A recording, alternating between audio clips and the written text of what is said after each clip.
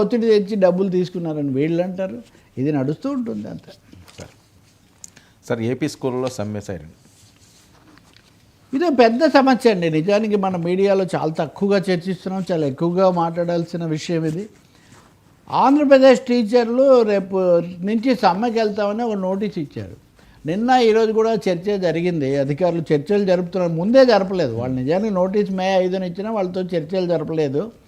ఏమంటే వర్మ, మీకు తెలుసు ఆంధ్రప్రదేశ్లో జగన్ ప్రభుత్వం మేము స్కూళ్ళని బ్రహ్మాండంగా మార్చేసామని వాళ్ళు చెప్పుకున్నారు. నాడు నేడు ఫోటో తీసుకోండి, 2 ఏళ్ల తర్వాత చూడండి అని.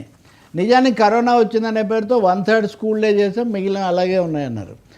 కానీ ఇంగ్లీష్ మీడియం పెట్టి తెలుగు మీడియం తీసేయటము, స్కూళ్ళను 6 రకాలుగా వర్గీకరించటము, టీచర్లను నియమించడం కంటే కూడా ఉన్నవాళ్ళని తగ్గించి వాళ్ళ మీద భారం పెంచటము, అలాగే ఫేస్ యాప్లు పెట్టి వాళ్ళు రోజు ఇది పెట్టాలి వాళ్ళని, ఇవన్నీ కూడా టీచర్ల నుంచి చాలా తీవ్రమైన నిరసనకు దారితీసాయి. నిరసన కాదు, కష్టమే కాదు, కుదిరే వాళ్ళు ఎప్పుడెప్పుడు ఇవన్నీ చేస్తారో ఆఖరికి ఆ పారిశుద్ధ్యం కూడా టీచర్ల మీదే పెట్టారు. ఇట్లాంటివన్నీ వచ్చాయి. ఇంకోవైపున నాడు పనులు చేయించారు కానీ ఆ డబ్బులు ఇవ్వలేదు. సో ఇవన్నింటి మధ్యలో కొత్త ప్రభుత్వం వచ్చింది. చాలా స్కూళ్ళల్లో ఇప్పుడు మీకు తెలుసు కదా, చంద్రబాబు, లోకేష్ కూడా స్కూళ్ళకి వెళ్ళి పేరెంట్స్ మీటింగ్లో కూడా పాల్గొన్నారు. ఇదంతా జరిగింది. ఇప్పుడు ఏడాది సమీక్ష, ఈరోజు కేబినెట్ సమావేశం కూడా జరుగుతుంది. కానీ ఆశ్చర్యం వేసేది ఏమంటే ఇప్పటికీ స్కూళ్ళల్లో విధానపరమైన మార్పులు ఏమీ రాలేదు.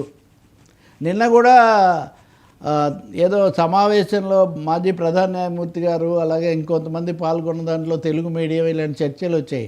వర్మ, అప్పుడు ఏ మీడియం ఉందో ఇప్పుడు కూడా అదే మీడియం నడుస్తుంది.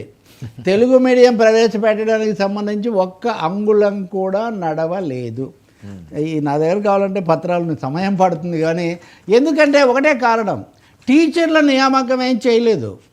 టీచర్ల నియామకం చేయకుండా రేషనలైజేషన్ ఉన్న వాళ్ళని కూడా ఇంకా తగ్గించాలి అనే వైఖరి తీసుకున్నారు.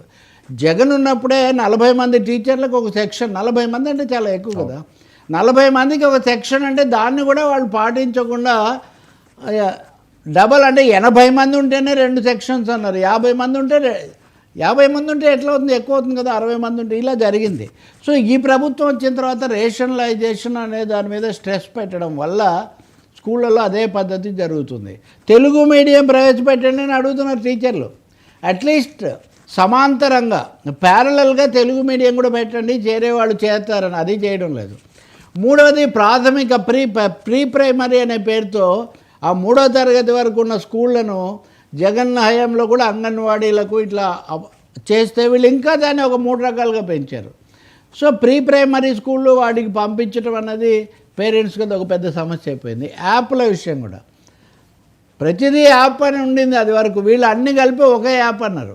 కాబట్టి ఏమైంది, ఒకటే చోటే కానీ యాప్లో ఫిల్లింగ్ అనేది కూడా అట్లాగే ఉంది. ఇంకా అన్నిటికంటే ఆశ్చర్యం వేసేది ఏంటంటే, స్కూల్ అసిస్టెంట్లుగా ఉన్న వాళ్ళను తీసిపోయి ప్రైమరీ పాఠశాలకు వేసి అక్కడ చెప్పడం, ఇంకోవైపునేమో అర్హత లేని వాళ్ళను, అంటే ఇంకా సీనియారిటీ రాని వాళ్ళను హెడ్ మాస్టర్లను చేయటం, ఇలాంటి పద్ధతుల వల్ల చాలా అసంతృప్తి. సరే, జీతభత్యాలకు సంబంధించిన సమస్యలు అలా ఉంచి దాంతో వాళ్ళు 1-2 సార్లు అడిగారు కూడా చర్చలు జరపమని, జరపలేదు.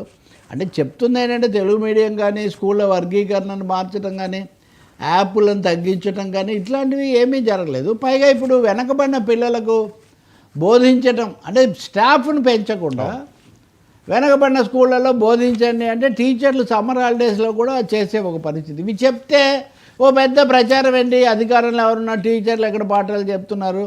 అవును, టీచర్లు పాఠాలు చెప్పడం లేదు, పోలీసులు ట్రాఫిక్ చూడడం లేదు, మీడియాలో విషయాలు చర్చించడం లేదు, ఈ రాజకీయ నాయకులు మాత్రమే గొప్పగా పాలిస్తున్నారు అన్నట్టు. సో టీచర్ల మీద ఒక దాడి జరుగుతుంది.